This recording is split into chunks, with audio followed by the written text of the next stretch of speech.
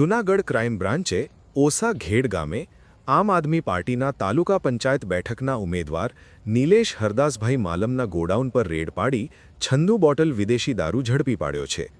કુલ 1,06,000 રૂપિયાના મુદ્દામાલ સાથે પોલીસે પ્રોહિબિશન એક્ટ હેઠળ શીલ પોલીસ સ્ટેશનમાં ગુનો નોંધી વધુ તપાસ હાથ ધરી છે। શું આપ હાડકાને લગતી તમામ સમસ્યાઓની શ્રેષ્ઠતમ સારવાર માટે નિષ્ણાત ડૉક્ટરની શોધમાં છો?